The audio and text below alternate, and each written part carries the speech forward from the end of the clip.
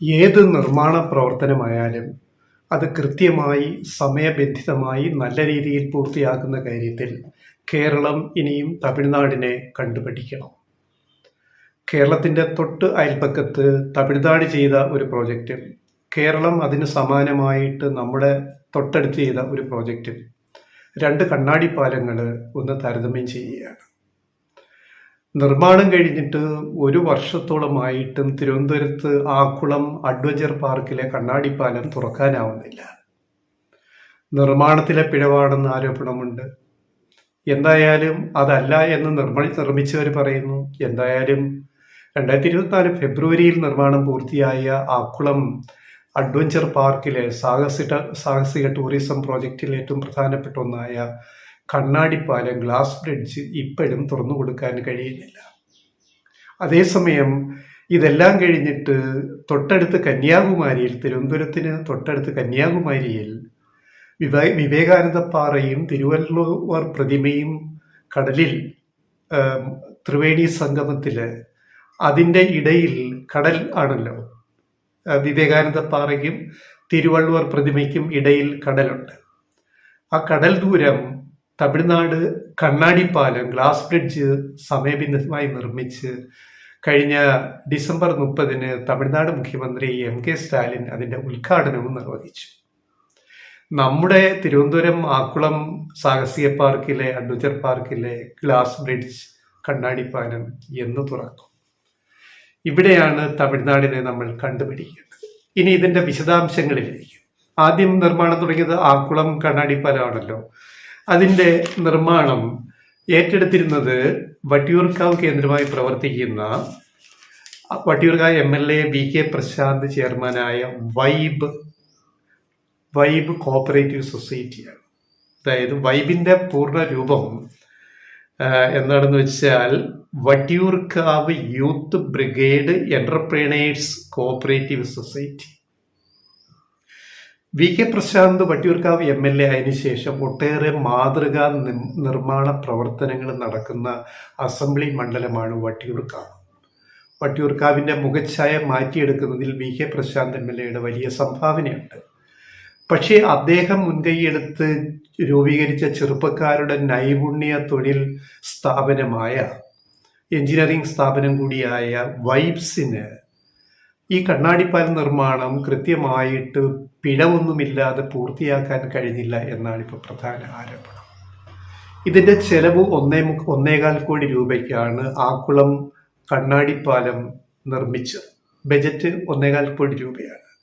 ഉയരം 70 അടി, നീളം 52 മീറ്റർ. ആക്കുളം കായൽ ഉൾപ്പെടെ വളരെ മനോഹര കാഴ്ചകൾ കാണാവുന്ന ഒരു സാഹസിക ടൂറിസം പ്രോജക്റ്റാണ്, പാക്കേജാണ് ഈ കണ്ണാടിപ്പാലം എന്ന് പറയുന്നത്. അപ്പോൾ കഴിഞ്ഞ ഫെബ്രുവരിയിൽ നിർമ്മാണം പൂർത്തിയായിട്ട് ഉദ്ഘാടനത്തിന് തയ്യാറെടുക്കുമ്പോഴാണ് ഇതിൻ്റെ കണ്ണാടി നിർമ്മിച്ച ആ ഭാഗങ്ങളിലൊക്കെ, കണ്ണാടി നിർമ്മാണത്തിലൊക്കെ വിള്ളലുകൾ രൂപപ്പെട്ടപ്പോൾ അത് പരിഹരിക്കാൻ ഉദ്ഘാടനം നീട്ടിവെച്ചു.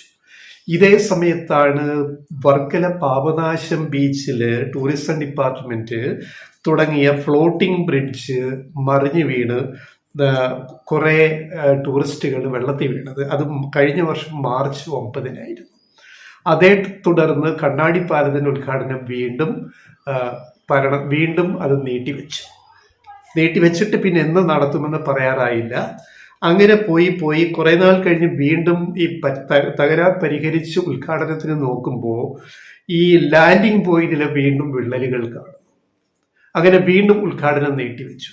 ഇത്രയുമായപ്പോൾ വൈബ്സിന്റെ ഭാരവാഹികൾ പറഞ്ഞു, ഇതിൽ ആരോ അട്ടിമറി നടത്തുന്നു, അല്ലാതെ വട്ടിയൂർക്കാവ് വൈബ്സിന്റെ നിർമ്മാണത്തിലെ പാകപ്പിഴയല്ല എന്ന് അവർ പറയുന്നു. വട്ടിയൂർക്കാവ് വൈബ്സ് പറയുന്നു. പക്ഷേ ഇതിനെ നടത്തിപ്പുകാരായ ടൂറിസം ഡിപ്പാർട്ട്മെന്റ് DTPC, ജില്ലാ ടൂറിസം പ്രൊമോഷണൽ കൗൺസിൽ തിരുവനന്തപുരം, അത് പൂർണ്ണമായി അംഗീകരിക്കുന്നില്ല. അവസാനം എന്താണ് പിഴവെന്ന് കണ്ടറിയാൻ 2 പഠനങ്ങൾ സമിതിയെ നിയോഗിച്ചു. കോഴിക്കോട് NIT ഒരു ടീം പരിശോധിച്ചു, അവർ റിപ്പോർട്ട് കൊടുത്തു. ചെന്നൈയിലെ ഒരു സാങ്കേതിക സ്ഥാപനത്തിന് ഇതേപോലെ ഇത് അന്വേഷിക്കാൻ ഇത് കൊടുത്തു, അവരുടെ റിപ്പോർട്ട് കിട്ടിയിട്ടില്ല. അതുകൂടെ കിട്ടിക്കഴിഞ്ഞിട്ട് വ്യക്തമായിട്ടൊരു കാര്യം പറയാൻ പറ്റൂ എന്നാണ് DTPC തിരുവനന്തപുരം പറയുന്നത്, ടൂറിസം വകുപ്പിന്റെ DTPC. വൈബ്സ് പറയുന്നത് ഇതിൻ്റെ അട്ടിമറി നടന്നു. എന്തായാലും നമ്മുടെ നാട്ടിലെ ആദ്യത്തെ കണ്ണാടി ബ്രിഡ്ജ് എന്ന് വിഭാവനം ചെയ്ത തിരുവനന്തപുരം ആക്കുളം അഡ്വഞ്ചർ പാർക്കിലെ കണ്ണാടിപ്പാലം ഇനിയും ജനങ്ങൾക്ക് തുറന്നു കൊടുക്കാതെ കിടക്കുന്നു, അടഞ്ഞു കിടക്കുന്നു. അതൊരു നാണക്കേട് തന്നെയാണ്. അതേസമയം തൊട്ട് അയലത്ത് കന്യാകുമാരിയിൽ, തിരുവനന്തപുരത്തിനോട് ചേർന്ന് നടക്കുന്ന കന്യാകുമാരി ജില്ലയിൽ തമിഴ്നാട് സർക്കാർ കന്യാകുമാരിയിൽ ഈ തിരുവള്ളുവർ പ്രതിമ സ്ഥാപിച്ചതിന്റെ രജത ജൂബിലിയോടനുബന്ധിച്ച് വിവേകാനന്ദ പാറയ്ക്കും തിരുവള്ളുവർ പ്രതിമയ്ക്കും മധ്യേ സ്ഥാപിച്ച കണ്ണാടിപ്പാലം മുഖ്യമന്ത്രി എം.കെ. സ്റ്റാലിൻ ഉദ്ഘാടനം ചെയ്തു. അതിന്റെ ദൃശ്യങ്ങളൊക്കെ നമ്മൾ കണ്ടതാണ്. അവിടെ അത് യാത്രക്കാർ അതിപ്പോൾ ഉപയോഗിക്കുന്നു, ഒരു പ്രശ്നങ്ങളുമില്ല. രണ്ടിന്റെയും ബജറ്റും താരതമ്യം നോക്കണം. 1.25 കോടി രൂപയ്ക്ക് ആക്കുളം കണ്ണാടിപ്പാലം നിർമ്മിച്ചപ്പോൾ 37 കോടി രൂപയാണ് തിരുവള്ളുവർ പ്രതിമയിലേക്കുള്ള കണ്ണാടിപ്പാലത്തിന്റെ ചെലവ്. 1.25 കോടി ഇവിടെ, 37 കോടി ഇവിടെ. അപ്പൊ നിർമ്മാണത്തിൽ ക്വാളിറ്റി, ഗുണമേന്മ ഉറപ്പുവരുത്താൻ സാധിച്ചോ എന്നൊരു ചോദ്യമുണ്ട്. രണ്ട്, നീളവും ഉയരവും നോക്കിയാൽ വലിയ വ്യത്യാസമൊന്നുമില്ല അതിന്റെ മെഷർമെന്റിൽ. അതായത് അഡ്വഞ്ചർ പാർക്കിന്റെ ആക്കുളത്തെ അതിന്റെ ഉയരം 70 അടിയാണെങ്കിൽ തിരുവള്ളുവർ പ്രതിമയിലേക്കുള്ള കണ്ണാടിപ്പാലത്തിന്റെ ഉയരം 133 അടി. ഒന്ന് 70 അടി, 2 133 അടി കന്യാകുമാരിയിലേത്. നീളം നോക്കിയാൽ ആക്കുളം കണ്ണാടിപ്പാലത്തിന് 52 മീറ്റർ, കന്യാകുമാരിയിലെ കണ്ണാടിപ്പാലത്തിന് 77 മീറ്റർ. അപ്പോഴും വലിയ ഒരു അന്തരമൊന്നും, ഇരട്ടിയിലധികമൊന്നും അന്തരം വരുന്നില്ല. ബജറ്റ് 1.25 കോടി 37 കോടി എന്നുള്ളത് നോക്കുക. എന്തായാലും ത്രിവേണി സംഗമത്തിൽ തമിഴ്നാട് സർക്കാർ അവരുടെ PWD ആണത് നിർമ്മിച്ചത്. ഇവിടാണ് ടൂറിസം ഡിപ്പാർട്ട്മെന്റാണ്. തമിഴ്നാടിന്റെ കന്യാകുമാരിയിലെ ത്രിവേണി സംഗമത്തിലെ കണ്ണാടിപ്പാലം മനോഹരമായിട്ട് നാട്ടുകാർ, ജനങ്ങൾ, കന്യാകുമാരിയിൽ വരുന്ന ടൂറിസ്റ്റുകൾ എല്ലാം ഉപയോഗിക്കുന്നു. തിരുവനന്തപുരത്തെ കണ്ണാടിപ്പാലത്തിന്റെ കാര്യത്തിൽ ഇതുവരെയും നമുക്കൊരു തീരുമാനമെടുക്കാൻ കഴിയുന്നില്ല. ഇതാണ് ഞങ്ങൾ ആദ്യമേ പറഞ്ഞത്.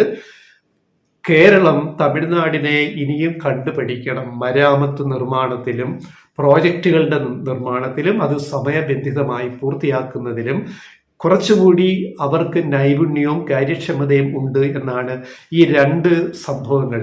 രണ്ടും കണ്ണാടിപ്പാലങ്ങൾ. അതിൻ്റെ ഒന്ന് മനോഹരമായിട്ട് ഉപയോഗിക്കുമ്പോൾ മറ്റേത് ഇപ്പോഴും ഉദ്ഘാടനം ചെയ്യാൻ പറ്റാത്ത അവസ്ഥയായി കേരളത്തിൻ്റെ തലസ്ഥാന നഗരിക്ക് ഒരു നാണക്കേടായിട്ട് നിലനിൽക്കുന്നു എന്നത് നമ്മൾ ഓർക്കുക.